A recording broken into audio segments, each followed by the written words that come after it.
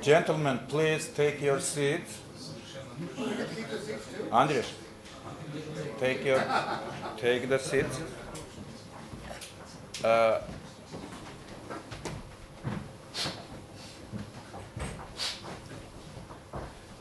As I said, the first deputy rector wanted to say a couple of words, but he got stuck here nearby around the institute, but it doesn't matter. I'll tell you a couple of words where you are, and we'll start, then maybe I will come and say a couple of words if it's necessary. You know, this is, might be Steve knows better than anybody among this group, because he studied Russia.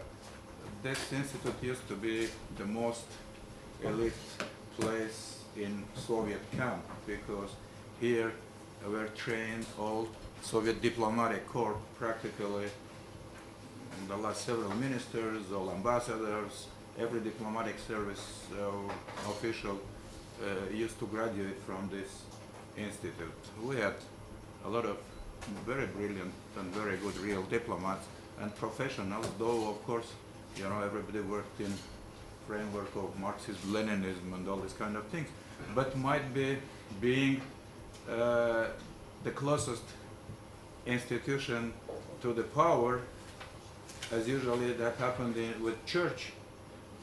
Dissent was more common inside the church rather than outside, might be, and that's why here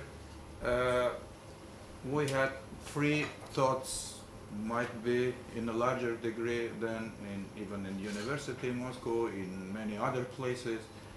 And I remember when I joined this institute in '67, we had a short, very nice audition Jewish guy whose name was Polishuk, who first organized sociological group. And I was one of the first members of that group, and we were reading and discussing George Orwell, Aldous Huxley, Erich Fromm, and I don't know, Raymond Aron. And this was a kind of heresy inside orthodoxy.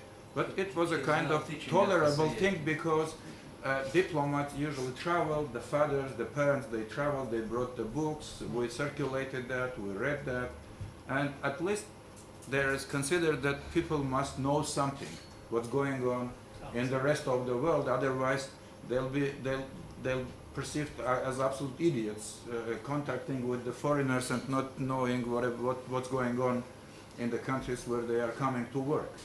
That's why this is a kind of exceptional place in every sense.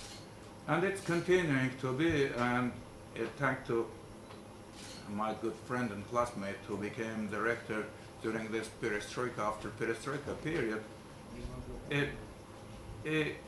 of course, still university is preparing diplomatic cadres for foreign service, but a lot of people are working in energy sector, in banking, in many other areas, and university is trying to catch up in many other areas, and being a kind of prominent institution which is still very attractive for many kids, especially for parents who used by inertia to think about this place as a very elite place where it's very prestigious to have your kid studying.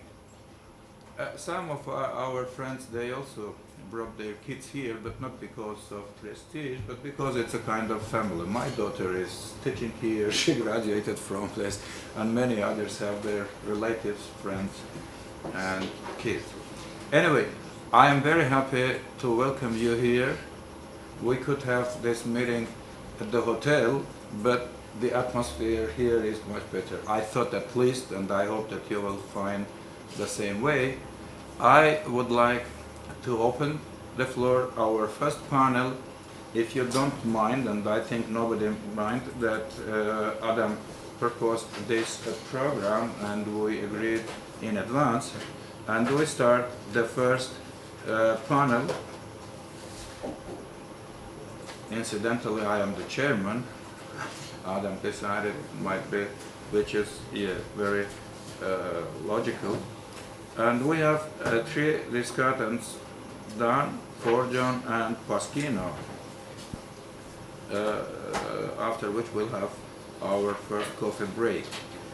I don't know if you don't mind, we can offer in this order Dan, Forjon, and Pasquino to make their short presentations, and after which we can ask the questions, or no, discussion is at the end, yeah? No, we discuss. Oh, we can, yeah, very informally as we did in New York.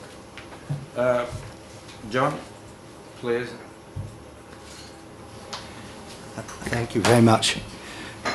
I don't have a lot of assertions I want to make, but there are some questions that I think come out of looking at the papers as a whole, and it is going to be worthwhile our discussing together over these 2 days. I think it is a fairly common assumption of all the papers that there's a sense in which it's not just the name democracy, but a central institutional specification of what democracy now is the mandatory consecration ritual for rulers in the world today. The split between civilized and uncivilized, modern and pre-modern,